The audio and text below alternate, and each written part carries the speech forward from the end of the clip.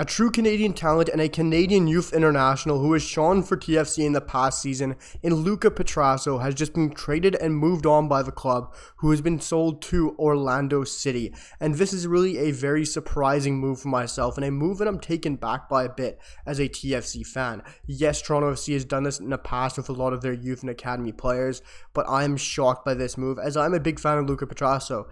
And of course, he has done very well in the past season for Toronto FC, and I'm going to be taking a deeper dive at the transfer, talking about the logistics of this transfer, and giving you guys the deep down on all the players that TFC have in the depth chart that could play left back and what they might potentially be doing with this transfer. Before we do, guys, make sure to drop down below, hit that sub button, drop a like, hit the comments, and guys, I just dropped a Tiba Hutchinson video on his return. Go check that one out as well, but we're going to jump straight into things. And like I said, guys, Toronto FC have traded for the likes of Luca Petrasso, the 22-year-old Canadian left back who came up through the TFC Academy, and this is a very interesting deal. I'm going to give you guys the report that TFC has come out with, as TFC have tweeted saying they have announced today that the club has traded defender Luca Petrasso to Orlando City for a guaranteed $300,000 in 2023 in GAM and additional $50,000 in 2024 and $50,000 in 2025 in general allocation money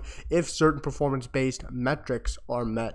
And this is a very interesting move. And you also have the likes of of course, Northern Football Podcast member and big member, of course, in Peter Galindo saying the fact Petrasso did well, albeit in spurts, only to be shuttled out of the lineup after Crescito arrived, a 35-year-old on $1.5 million, as good as he was, is TFC's youth policy in a nutshell. And I completely agree with him.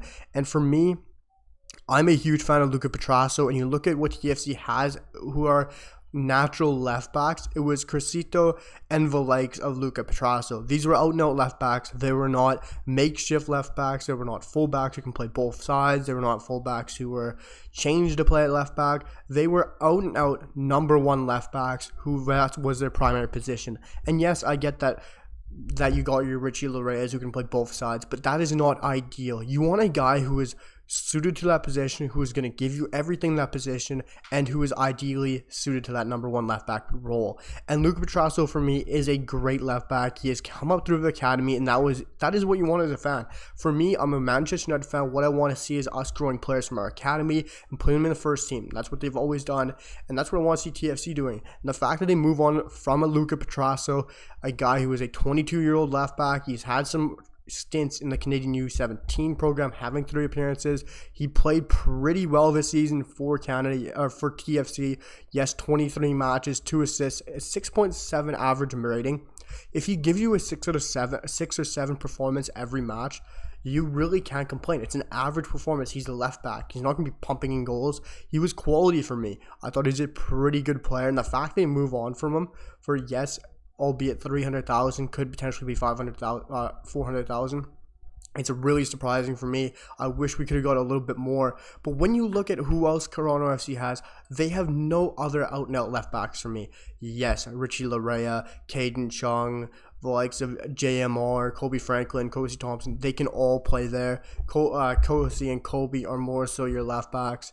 But you have no out-and-out left backs who are ready to break into that first team, who can take that number one role and start for TFC. And yes, these are all Canadian guys. It's amazing to see how many Canadians Toronto FC has, especially youth players.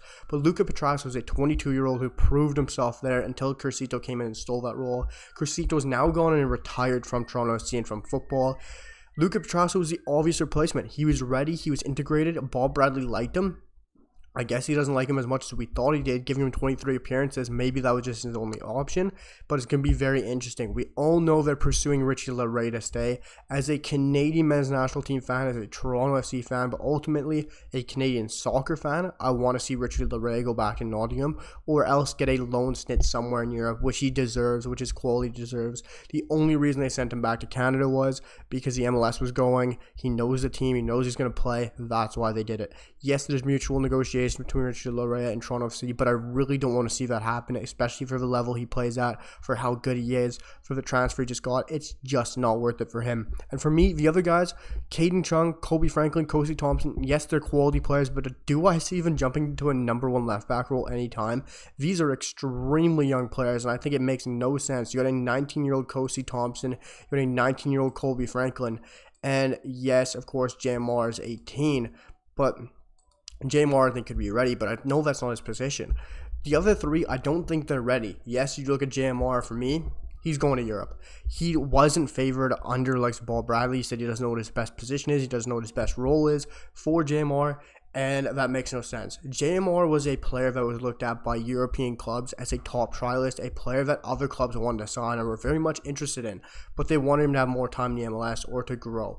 He didn't get that with Ball Bradley. He doesn't know what his best position is, and it mind boggles me.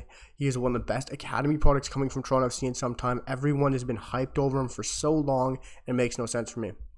JMR is either a right wing or right back, or a right mid. He is not a left back. He is not a natural left back. He's not a number one left back. That's never been his position. It would make no sense to switch him there. I don't understand why that would happen. For me, JMR is going to Europe. He's going to go on trial, he's going to get signed, and he's leaving. I just see that happening. So you're right now left with Kosi Thompson, Kobe Franklin, and the likes of Caden Chung, and if Richie Larea stays.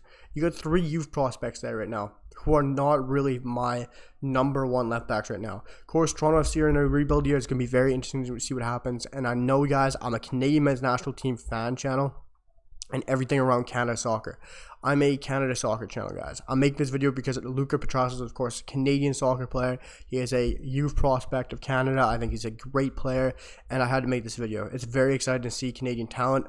I don't care. I'll be making Montreal videos, Vancouver Whitecaps videos, because they got a lot of Canadian talent, and that's what I'll be talking about. Let me know what you guys think about the Luca Petrasso transfer down below. I know Chris Talks Footy is probably going to be talking about it as well, so it's going to be very interesting to check his content out as well. But guys, make sure to hit that sub button, drop a like, let me know what you think in the comments, and I'll see you guys for the next one. Peace.